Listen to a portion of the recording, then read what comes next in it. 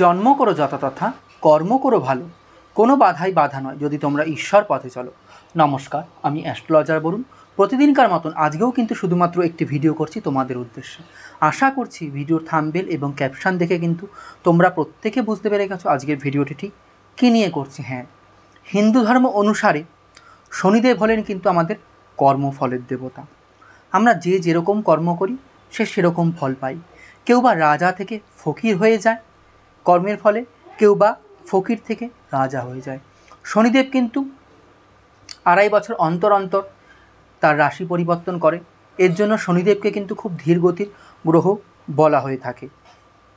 বর্তমানে কিন্তু শনি তার নিজস্ব রাশি অর্থাৎ মূল ত্রিকোণ কুম্ভ রাশিতে অবস্থান করছেন।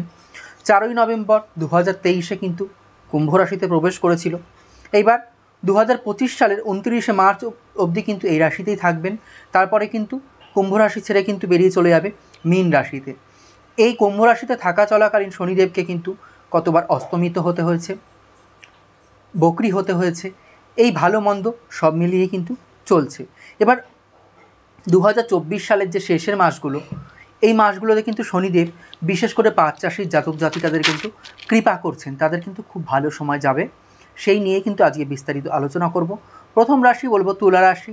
তোমাদের কিন্তু খুব ভালো যাবে শেষের 10 মাস 2024 সালের। কুম্ভ রাশিতে বসে কিন্তু শনিদেব কিন্তু তুলা রাশির উপর কিন্তু বা তুলা লগ্নের জাতক জাতিকাদের উপর কিন্তু দৃষ্টি রেখেছেন স্বয়ং শনি মহারাজ। এই সময় তোমাদের জীবনে কিন্তু সমস্ত ভালো ঘটনা ঘটবে, খারাপ ঘটনা নেগেটিভিটি কিন্তু কেটে যাবে।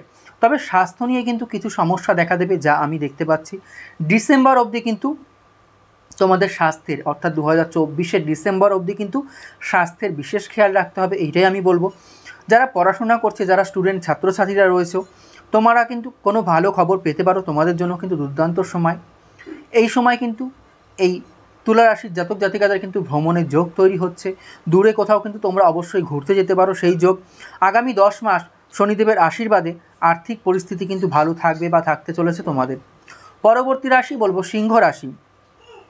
2024 সালের শেষ 10 মাস লাভজনক কিন্তু হতে চলেছে অত্যন্ত সিংহ রাশির সমস্ত জাতক জাতিকাদের উদ্দেশ্যে আমি বলবো। এই সময় শনির আশীর্বাদ কিন্তু থাকছে সিংহ রাশির জাতক জাতিকাদের উপর। শনির প্রভাবে নানা দিক থেকে কিন্তু আর্থিকভাবে তোমরা লাভান্বিত হতে চলেছ। ব্যবসায়ীরা কোনো প্রকার কিন্তু ভালো খবর পাবে, যার দ্বারা কিন্তু ব্যবসা স্থানে কিন্তু উন্নতি ঘটবে। তবে প্রেম জীবনে যারা লাভ অ্যাফেয়ারে যুক্ত রয়েছে, কিছু সমস্যা প্রবলেম কিন্তু দেখা দেবে। কেরিয়ারে নিয়ে যারা দুশ্চিন্তা করছে, দুশ্চিন্তা করার দরকার নেই, কেরিয়ারে উন্নতি করার কিন্তু সুযোগ পাবে। পরবর্তী রাশি বলবো মেষ রাশির জাতক জাতিকাদের কথা। 2024 সালে শনির অবস্থান লাভজনক হতে চলেছে কিন্তু মেষ রাশি বা মেষ লগ্নের জাতক জাতিকাদের জন্য।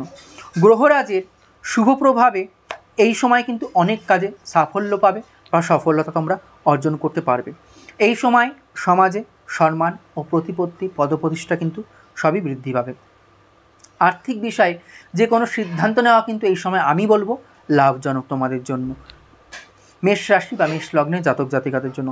একই সঙ্গে নতুন বিনিয়োগ থেকেও কিন্তু লাভবান হতে পারবে তোমরা।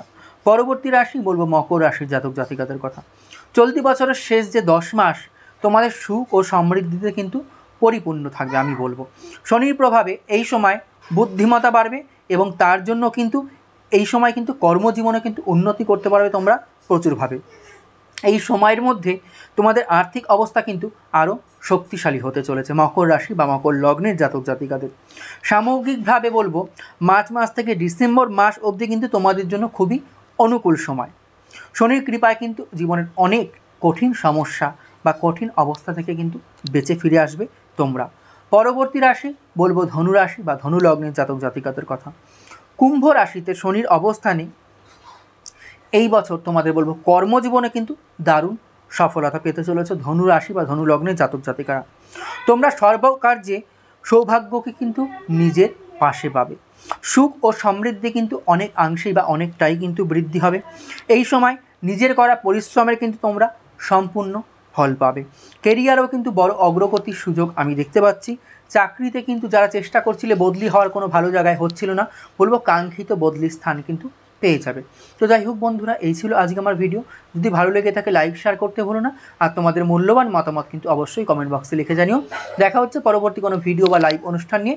ততক্ষণের জন্য সবাই খুব ভালো থেকো, সুস্থ থেকো, সাবধানে থেকো। হরে কৃষ্ণ, জয় মা।